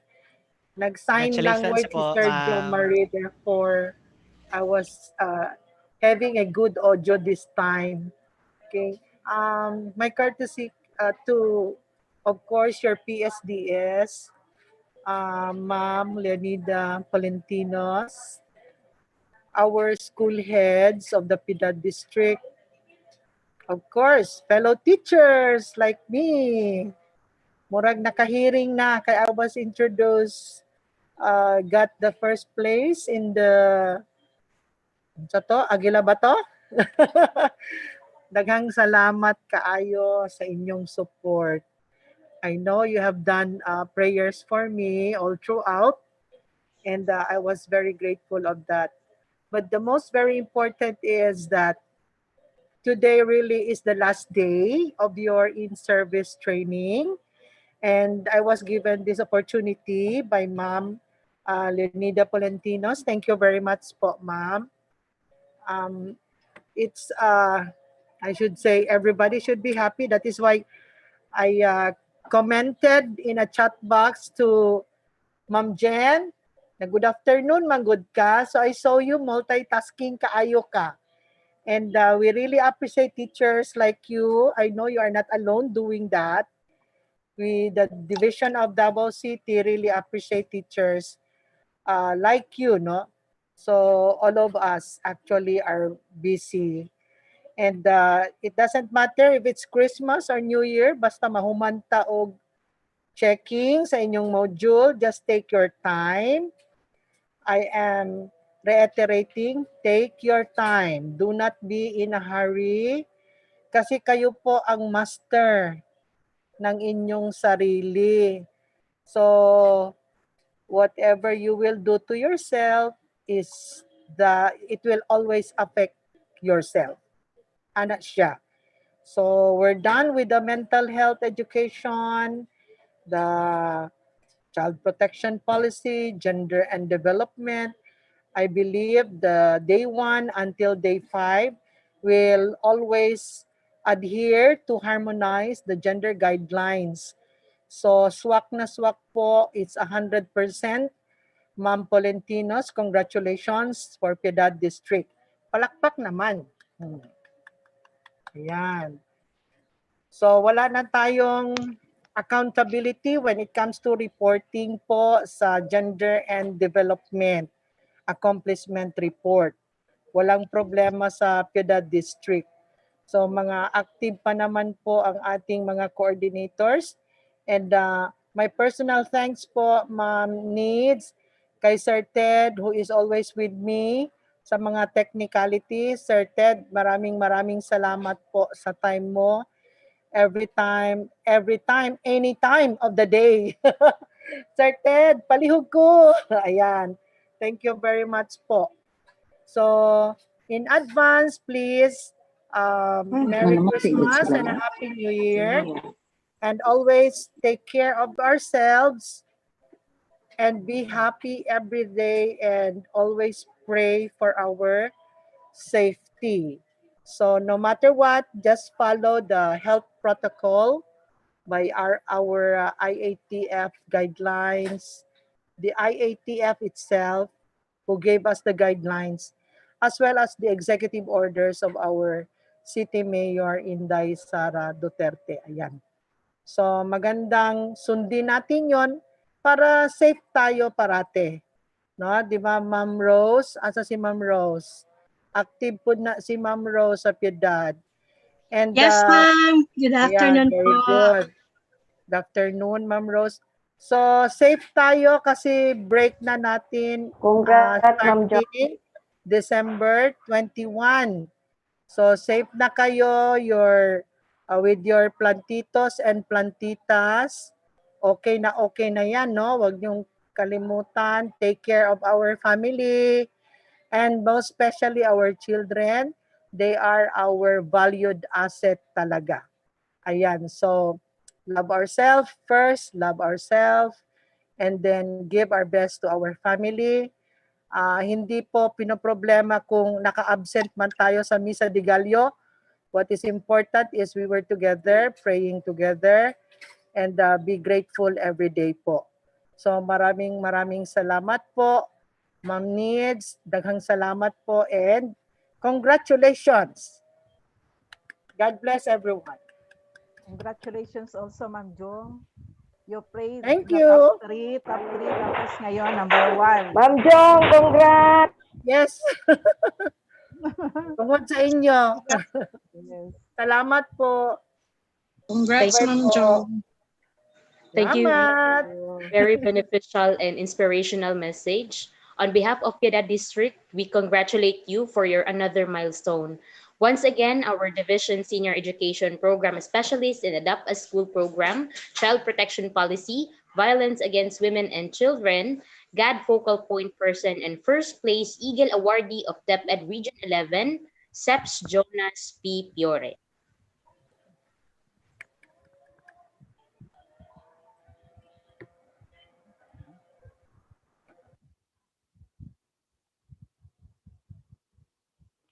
By this time, can we have the watch muna? Alex?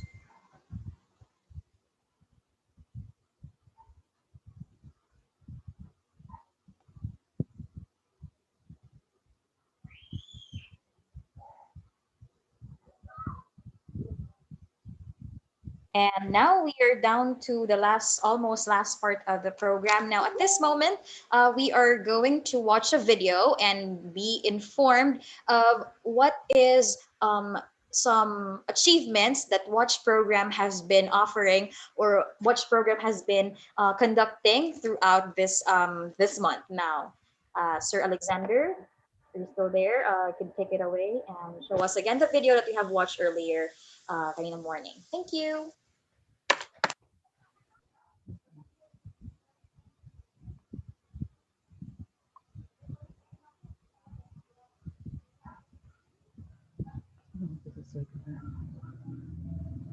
Oh, actually, I'm so sorry for the confusion.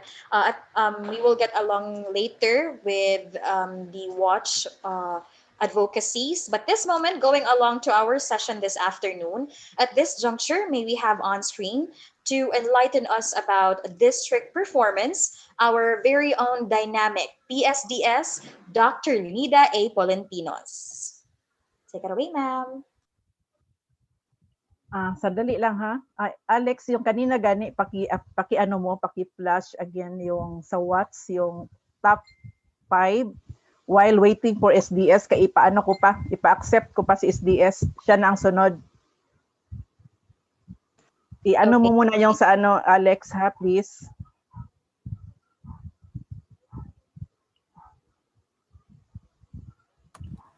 Hello ma'am, yes ma'am. Pwede na? Yes. Pwede na, Yes, pwede sir. na. While waiting kay sir. Okay. Okay ma'am, sige. share sa nako ang screen. All right. So again, once again, good afternoon everyone. Good afternoon Piedad District. So presenting to you our watch advocates this afternoon, Piedad District Council. So before I will reveal the overall top watch advocates in Piedad District, let's have first by line. So line 1, we have Miss Shelly Pardillo, rank 1, watch advocate of line 1. For line 2, we have Faith Angeli Salvan. Congratulations, ma'am. For line 3, we have Rosemary Dacchio. Congratulations, ma'am. And for line 4, we have rank 1, Maria Carla Vermont. Congratulations. And for the overall, sa lahat ng schools, we have rank 1, Rosemary Dacchio of Manambulan Elementary School. Rank 2, Miss Shelly Pardillo of Piedad Central Elementary School. Rank 3, Faith Angeli Salvan of Bulig Elementary School. Rank 4, we have Witchy Pearl Idilio of Piedad Central Elementary School. And for rank 5, we have Marian Joy Isabel. Congratulations sa lahat ng watch advocates ng top 5 of Piedad District. That's all. Thank you.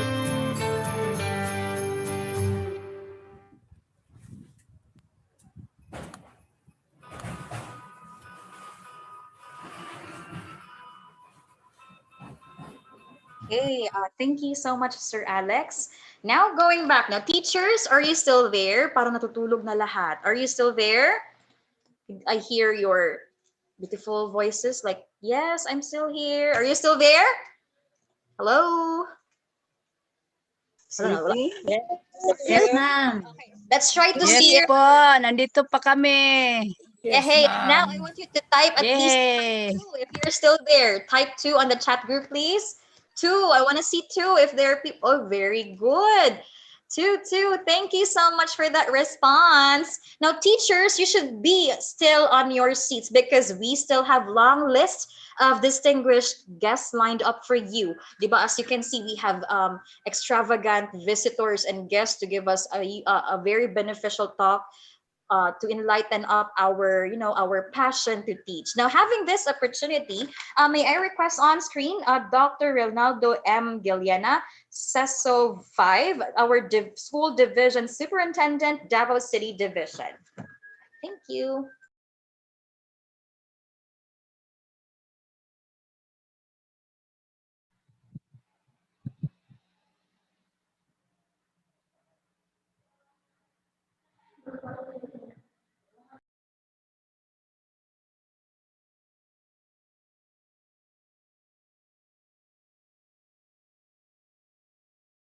Since we're currently waiting for our visitors to come in because, we have some technical traffic happening, but don't worry, we still have a distinguished guest waiting, and I hope that you will still be there. Now, going along to our session this afternoon, may we call on again our very dynamic PSDS, Dr. Leonida A. Polentinos.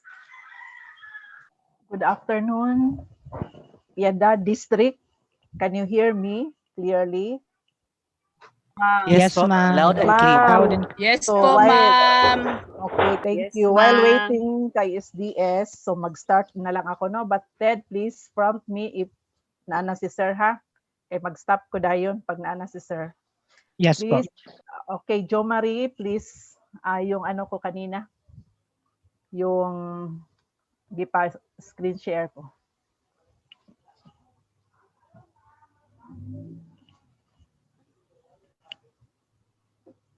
Okay. So good afternoon once again. So first of all, I would like to share to you the status of our Piedad district. Since I am discussing now the district performance of Piedad. So first, we will be, sandali ha. Di na siya pwede madako.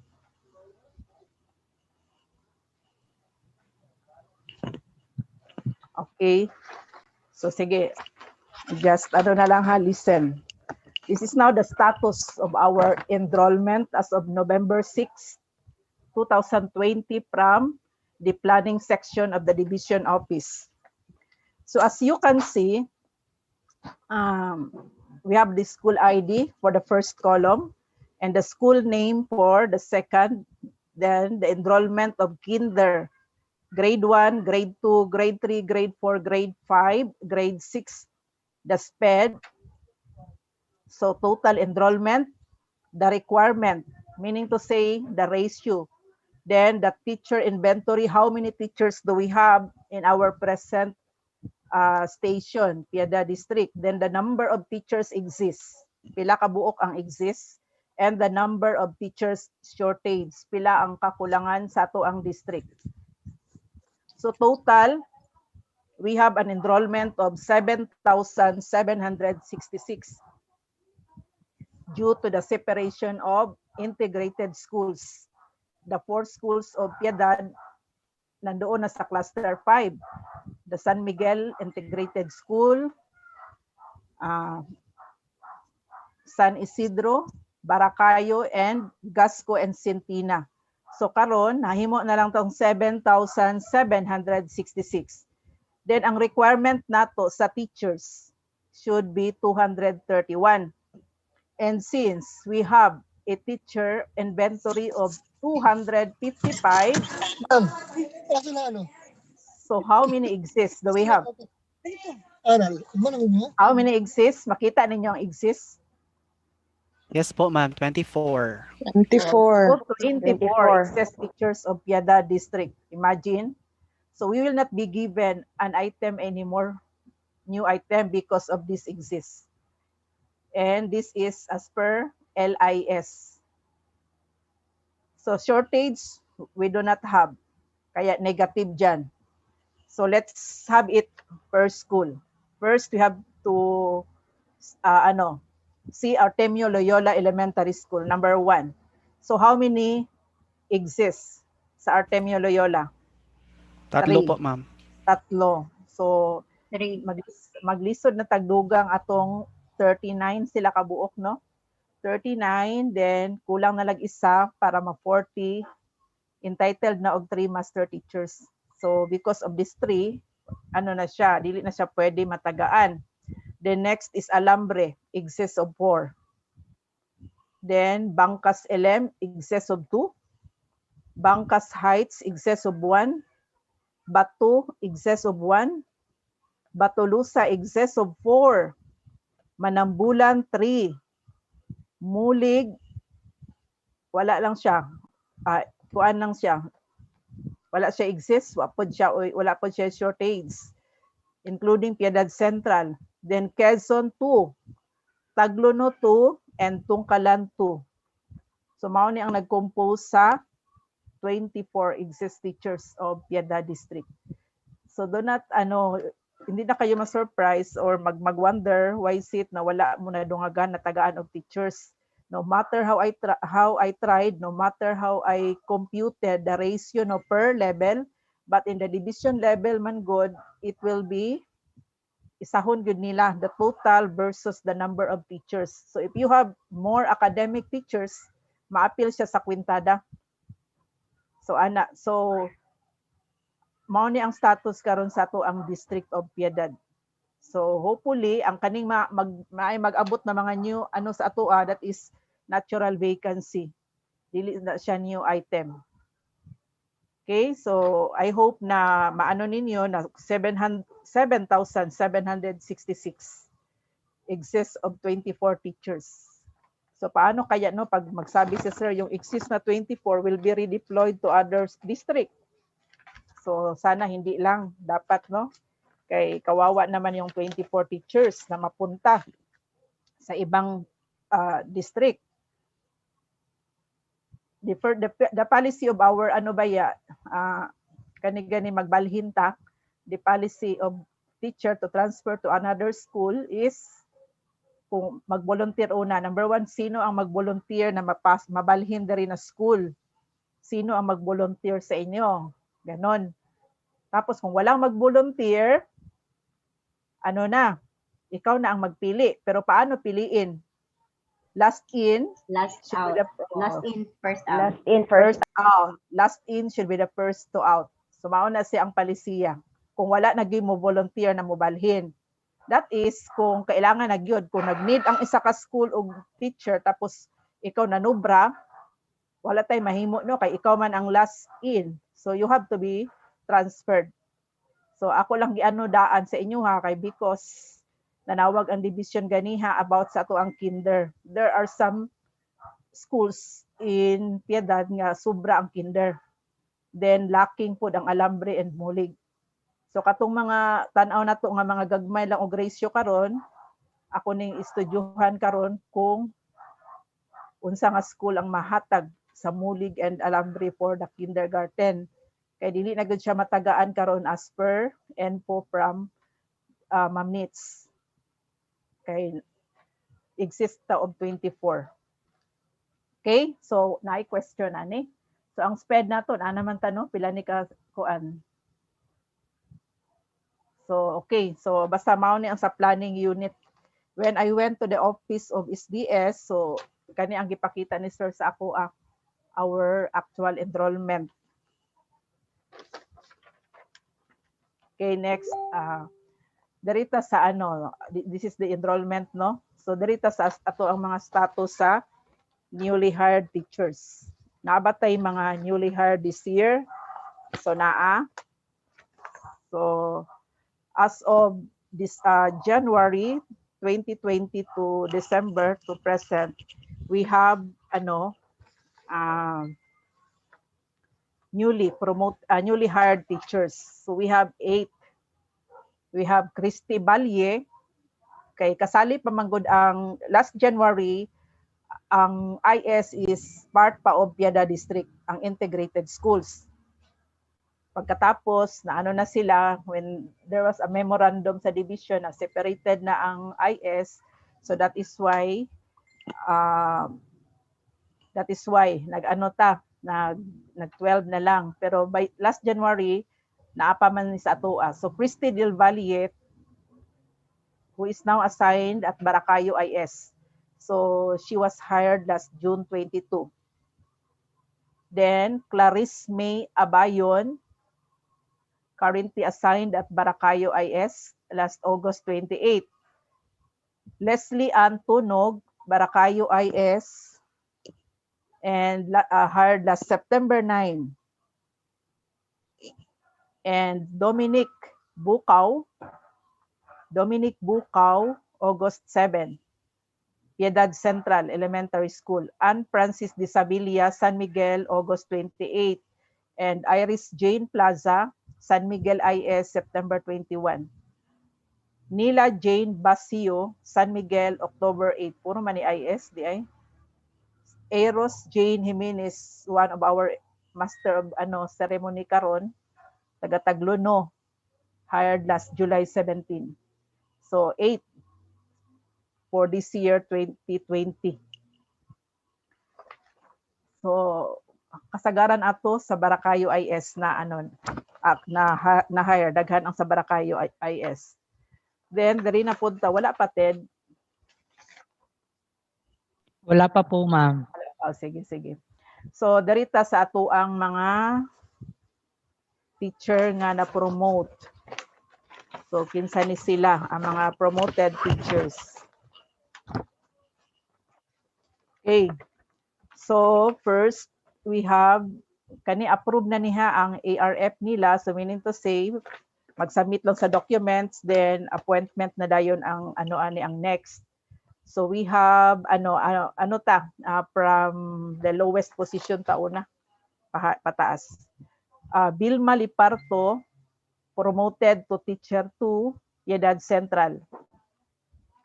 Florence Rabi, promoted to teacher 2, San Miguel. Hend Siong, promoted to teacher 2, Artemio Loyola. Mardel Morta, Teacher 2, Baracayo IS. John Sim Labayan, Teacher 2, Piedad Central. Jonah May Doliano, Teacher 2, to Artemio Loyola. Marian Joy Cosari, Teacher 2, Artemio Loyola. Joy Balo, Teacher 3, Piedad Central. Susan Garcia, the first ever Master Teacher 3 of the Division of Davao City sa elementary level. Ma'am Susan Garcia, promoted from Master Teacher 2 to Master Teacher 3, Artemio Loyola. The first, isa lang yun nga item ni karon sa ato ang elementary level. So saya ang nakakuha. Then, Aluna Bagaslao from MT1 to Master Teacher 2 of Tongkalan, but soon to be transferred at Piedad Central.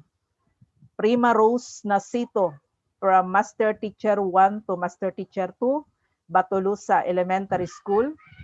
Noraline Lupo from Master Teacher 2 to MT1 to Master Teacher 2, San Miguel IS. Elmera Balis Catao, Master Teacher 1, San Miguel IS. Rina Pumbo from Teacher 3 to Master Teacher 1, Batulusa, and soon to be assigned at Manambulan Elementary School. Mary Grace Perez, Master Teacher 1, soon to be assigned at Gasco and Centina. Nico Char Gigi Martinez Emperado, Master Teacher 1, Piedad Central, to be assigned at Mulig Elementary School. And Josephine Clarin, Master Teacher 1, Piedad Central, soon to be assigned at Alambre Elementary School. So we still have 3 waiting, but it's already approved. Hopefully, mahatag this year. Nerissa Manginlaod, Suzette Alcaria, and Joy Villabito. So if you remember, we had our ranking last unsa tong bulana, bago lang, because we still need 1 empty. So mauna ni siya ang nakakuha, si Nerissa, si Joy Villabito sa ranking last, katong pinaka-last nga ranking nato sa Piedad. So mao ni ang ato ang mga promotions pohon nga hopefully makuha na nila ang ilahang assignment letter after submitting the documents. Kung naalang pod ang mga documents no, kay dapat last December 10, that was the deadline for the submission of the appointment papers, documents for appointment. But sad to say, ang uban wala nakahabol, so they have to submit their letter of explanation to our SDS.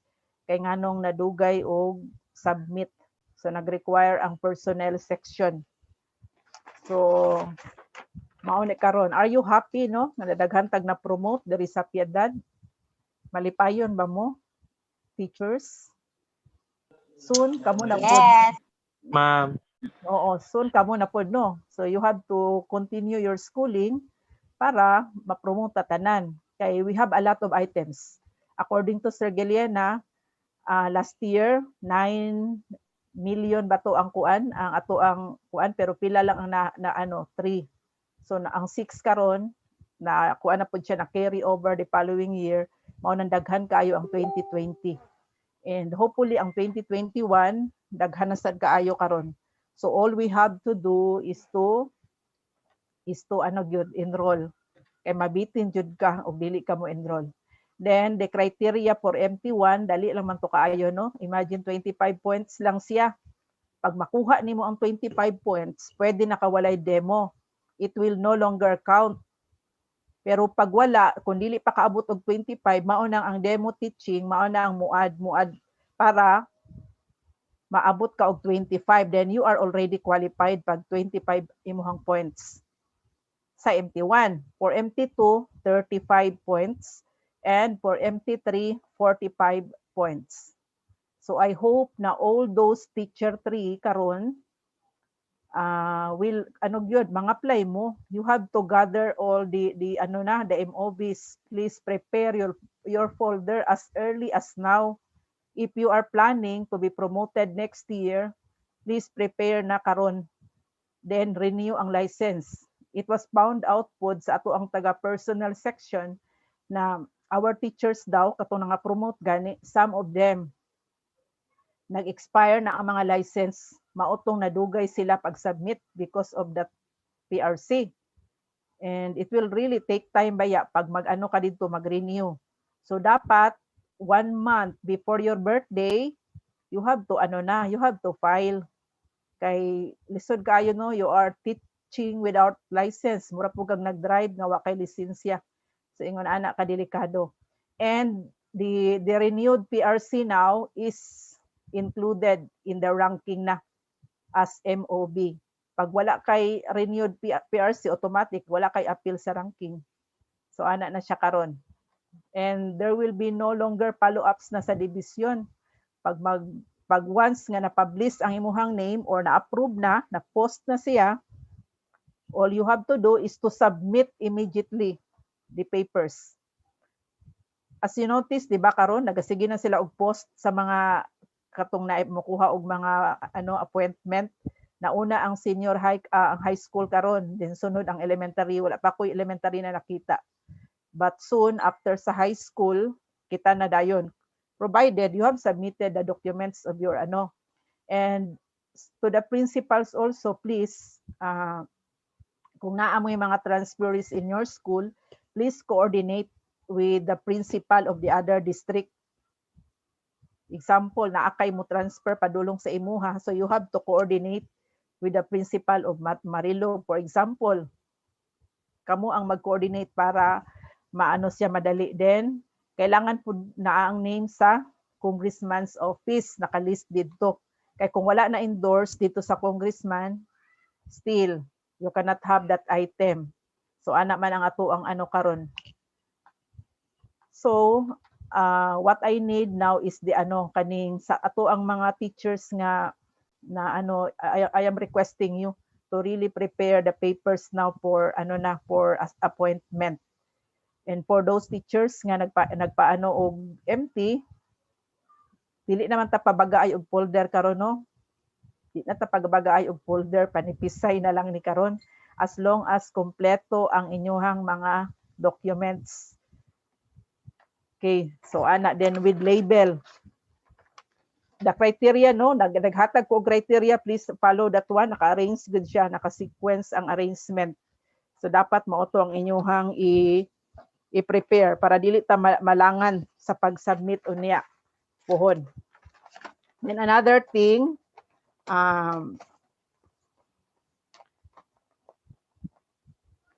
transferred in, we have only one transferred in for this year from Binugao District, Rizal Elementary School.